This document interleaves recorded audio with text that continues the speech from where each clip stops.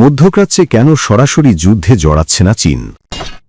ইরানের ক্ষেপণাস্ত্র হামলায় কি যুক্তরাষ্ট্রের প্রতিরোধক মজুদ ফুরিয়ে যাবে?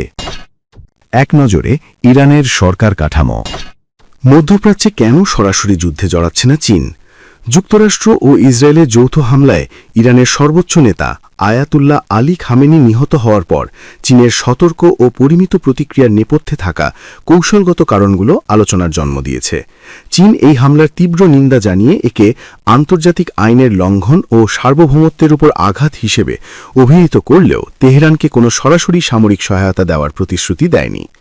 বেইজিংয়ের এই অবস্থানের মূল কারণ হল তারা ইরানের সাথে দীর্ঘমেয়াদী কৌশলগত অংশীদারিত্ব বজায় রাখতে চায়, কিন্তু একই সাথে মধ্যপ্রাচ্যের অন্যান্য গুরুত্বপূর্ণ অর্থনৈতিক অংশীদার যেমন সৌদি আরব বা সংযুক্ত আরব আমিরাতের সাথে সম্পর্ক নষ্ট করতে ইচ্ছুক নয়।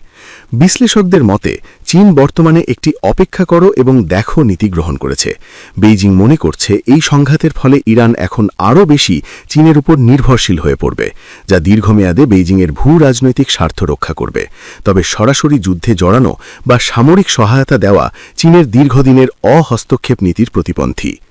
এছাড়া চীনের প্রায় ৩,০০০ নাগরিককে ইরান থেকে সরিয়ে নেওয়া এবং হামলায় এক চীনা নাগরিকের মৃত্যু বেইজিংয়ের জন্য পরিস্থিতিকে আরও জটিল করে তুলেছে। প্রতিবেদনে আরও উল্লেখ করা হয়েছে, চীনের পররাষ্ট্রমন্ত্রী ওয়াং ই রুশ পররাষ্ট্রমন্ত্রীর সাথে ফোনালাপে এই হামলাকে জঙ্গল রাজত্ব বা আইনের শাসনের অবক্ষয় হিসেবে বর্ণনা করেছেন। চীন মূলত কূটনৈতিক ও রাজনৈতিক মাধ্যমেই এই সংকটের সমাধান চাচ্ছে, কারণ একটি পূর্ণমাত্রার আঞ্চলিক যুদ্ধ চীনের জ্বালানি নিরাপত্তা এবং বেল্ট অ্যান্ড রোড প্রকল্পের জন্য চরম ঝুঁকির কারণ হতে পারে। বেইজিং এখন ইরানকে রাজনৈতিক সমর্থন দিলেও নিজেকে সরাসরি সংঘাত থেকে দূরে রেখে বিশ্বমঞ্চে একজন দায়িত্বশীল শক্তি হিসেবে উপস্থাপন করার চেষ্টা করছে। ইরানের ক্ষেপণাস্ত্র হামলায় কি যুক্তরাষ্ট্রের প্রতিরোধক মজুদ ফুরিয়ে যাবে? বিগত কয়েকদিন ইরানের শত শত ব্যালিস্টিক ক্ষেপণাস্ত্র ভূপাতিত করেছে যুক্তরাষ্ট্রের বাহিনী। এতে প্রশ্ন উঠেছে, সপ্তাহের পর সপ্তাহ চলতে পারে এমন এক যুদ্ধে আমেরিকার আকাশ প্রতিরক্ষা ব্যবস্থার ইন্টারসেপ্টর বা ক্ষেপণাস্ত্র প্রতিরোধক মজুদ কতদিন টিকবে? সপ্তাহান্তে যুক্তরাষ্ট্র ইসরায়েলের ব্যাপক বিমান হামলার জবাবে ইরান মধ্যপ্রাচ্যে মার্কিন ঘাঁটি ও বাহিনী থাকা দেশগুলোর দিকে শত শত ক্ষেপণাস্ত্র ও ড্রোন ছুড়ে পাল্টা হামলা চালায়।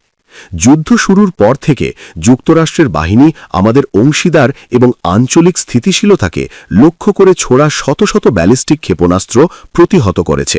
সোমবার এমনটাই বলেছেন শীর্ষ মার্কিন সামরিক কর্মকর্তা জেনারেল ড্যান কেইন। এসব প্রতিহতকরণ সফল, কারণ ক্ষেপণাস্ত্রগুলো লক্ষ্যবস্তুতে আঘাত হানতে পারেনি। তবে এর বিনিময়ে ব্যবহার করতে হয়েছে অত্যাধুনিক ও ব্যয়বহুল ইন্টারসেপ্টর, যার মজুদ সীমিত। স্টিমসন সেন্টারের জ্যেষ্ঠ ফেলো কেলি গ্রিয়েকো বলেন, ইরানের ক্ষেপণাস্ত্র শেষ হওয়ার আগে যুক্তরাষ্ট্র ও তার অংশীদারদের ইন্টারসেপ্টর ফুরিয়ে যাওয়ার ঝুঁকি রয়েছে, যদিও বিষয়টি এখনও নিশ্চিত নয়। সংঘাতের শুরুতে ইসরায়েলের ধারণা ছিল ইরানের কাছে প্রায় 2500 ব্যালিস্টিক ক্ষেপণাস্ত্র রয়েছে, যা প্রায় নিশ্চিতভাবেই ইসরায়েল ও যুক্তরাষ্ট্রের সম্মিলিত ব্যালিস্টিক ক্ষেপণাস্ত্র প্রতিরোধক সংখ্যার চেয়ে বেশি, এমনটা বলেন গ্রিয়েকো। তবে যুক্তরাষ্ট্র ও ইসরায়েল ইরানের ক্ষেপণাস্ত্র উৎক্ষেপণ কেন্দ্র ও গুদামগুলো খুঁজে ধ্বংস করার চেষ্টা চালাচ্ছে। গ্রিয়েকোর ভাষায় সংক্ষেপে বলতে গেলে এটি এমন এক প্রতিযোগিতা, ইরানের উৎক্ষেপণ সক্ষমতা বনাম যুক্তরাষ্ট্র ও ইসরায়েলের পাল্টা হামলা। উৎপাদনের চেয়ে চাহিদা বেশি। জেনারেল কেইন বলেন, ইরানের ড্রোনও হুমকি তৈরি করছে। তবে কতগুলো ড্রোন ভূপাতিত করা হয়েছে সে সংখ্যা তিনি জানাননি, শুধু বলেন, আমাদের প্রতিরক্ষা ব্যবস্থা দ্রুত লক্ষ্যবস্তু শনাক্ত ও ধ্বংস করতে কার্যকর প্রমাণিত হয়েছে। না। এক নজরে ইরানের সরকার কাঠামো। 3 দশকেরও বেশি সময় ধরে ইরানের সর্বোচ্চ নেতা হিসেবে দায়িত্ব পালনের পর শনিবার 28 ফেব্রুয়ারি আয়াতুল্লাহ আলী খামেনি যুক্তরাষ্ট্র এবং ইসরায়েলের যৌথ হামলায় নিহত হয়েছেন। ইরানের সর্বোচ্চ নেতা আয়াতুল্লাহ আলী খামেনির মৃত্যুতে দেশ পরিচালনার দায়িত্ব চলে যায় 3 সদস্যের অন্তর্বর্তীকালীন কাউন্সিলের হাতে। খবর আল জাজিরার। মঙ্গলবার 3 মার্চ ঘোষিত কাউন্সিলের সদস্যরা হলেন Ayatollah Ali Reza Arafi, president Masoud Pezeshkian এবং সুপ্রিম কোর্টের প্রধান বিচারপতি গোলাম হোসেইন মোহসেনি এজেই। ইরানের সংবিধানের ১১১ নং ধারা অনুযায়ী এই অন্তর্বর্তীকালীন কাউন্সিল দেশের প্রশাসনিক দায়িত্ব পালন করবে যতক্ষণ না ৮৮ সদস্যের অ্যাসেম্বলি অফ এক্সপার্টস নতুন সর্বোচ্চ নেতা নির্বাচন করে। ইরানের রাজনৈতিক ব্যবস্থা নির্বাচিত প্রতিষ্ঠান ও শক্তিশালী অনির্বাচিত সংস্থার সমন্বয়।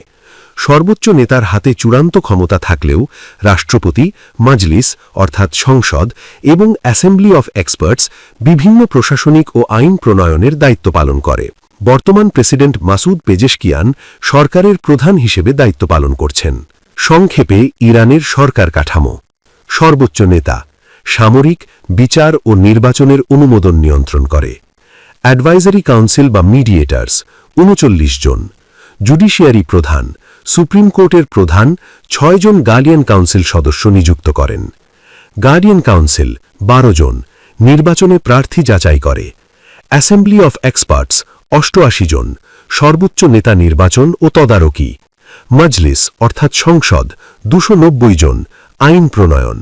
প্রেসিডেন্ট সরকারের প্রধান, বর্তমানে মাসুদ পেজেশকিয়ান ২০২৪ থেকে বর্তমান।